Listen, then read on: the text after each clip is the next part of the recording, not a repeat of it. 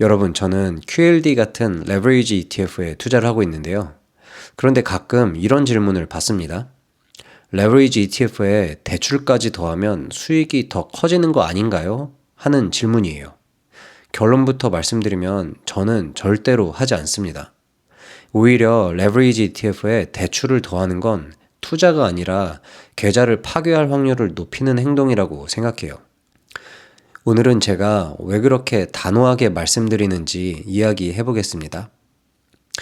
많은 분들이 착각하는 게 있는데요. QLD를 그냥 일반 ETF처럼 생각한다는 거예요. 하지만 QLD는 이미 나스닥 100의 일간 수익률을 2배로 추종하는 레버리지 상품이죠. 그러니까 나스닥이 10% 빠지면 QLD는 약 20% 하락하는 그런 종목이에요. 반대로 원금을 회복하려면 다시 25% 올라야 합니다. 이미 충분히 변동성이 큰 자산이에요. 그런데 여기에 대출까지 얻는다면 어떻게 될까요? 위험 위에 위험을 또 쌓는 거죠. 쉽게 말하면 차로 운전하고 있는데 브레이크를 떼버리는 거랑 비슷해요. 더 빨리 갈 수는 있겠지만 사고가 나면 훨씬 크게 다치죠. 문제는 하락장이 왔을 때입니다. 상승장에서는 누구나 투자 천재가 되잖아요. 대출을 받아서 투자해도 수익이 나고 자신감도 생겨요. 하지만 시장은 항상 올라가지 않습니다. 과거를 보면 나스닥은 30%, 40% 이렇게 하락한 적이 여러 번 있었어요. 만약에 QLD라면 손실은 훨씬 커지겠죠. 여기에 대출까지 들어가 있다면 상황은 완전히 달라집니다. 예를 들어 볼까요? 내 돈이 1억 원이 있는데 욕심이 생겨서 1억 원을 더 빌려 총 2억 원으로 투자를 했다고 가정해 보겠습니다. 그런데 시장이 크게 흔들리면서 전체 자산이 30% 하락했어요. 2억 원은 1억 4천만 원이 됩니다. 하지만 빌린 돈 1억 원은 그대로 남아있죠. 그러니까 결국 내 순자산은 4천만 원밖에 남지 않은 거예요.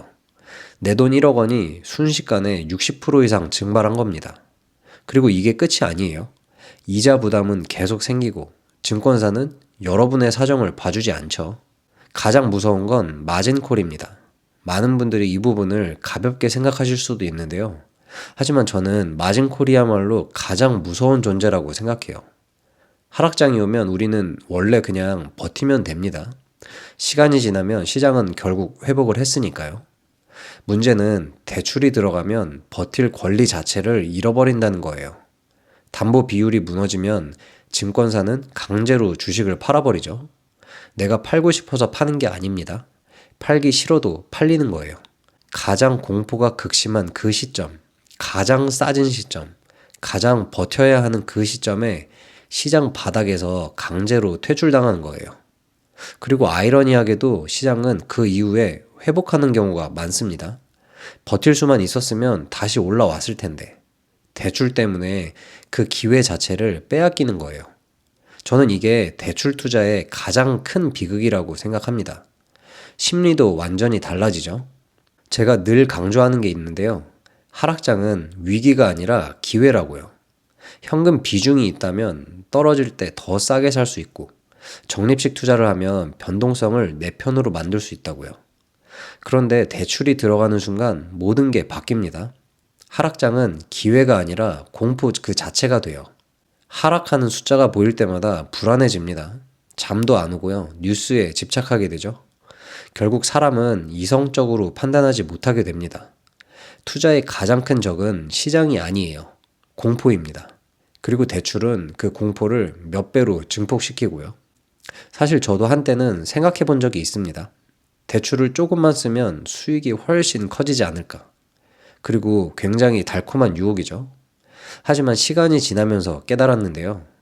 부자가 되는 것보다 중요한 건 살아남는 거라는 사실이에요. 저는 레버리지를 사용합니다. 하지만 반드시 감당 가능한 내 돈 안에서만 움직이는 거예요. 현금 비중을 유지하면서 적립식으로 투자하고 시간을 내 편으로 만드는 방식입니다. 왜냐면 저는 큰 돈을 빨리 벌고 싶은 사람이 아니라 오랫동안 시장에 남아서 투자를 하고 싶은 사람이기 때문이에요. 투자의 목적은 한 방이 아닙니다. 복리예요. 복리의 전제 조건은 살아남는 겁니다. 생존하지 못하면 복리도 없죠. 그래서 저는 레버리지 ETF는 사용하더라도 대출만큼은 절대 사용하지 않습니다. 수익률보다 중요한 건 생존이거든요. 속도보다 중요한 건 지속입니다. 그리고 진짜 투자자는 계좌를 크게 만드는 사람보다 어떤 폭풍이 와도 시장에서 퇴출당하지 않는 사람이라고 저는 믿어요. 여러분의 돈은 여러분이 힘들게 번 소중한 노동의 결과입니다.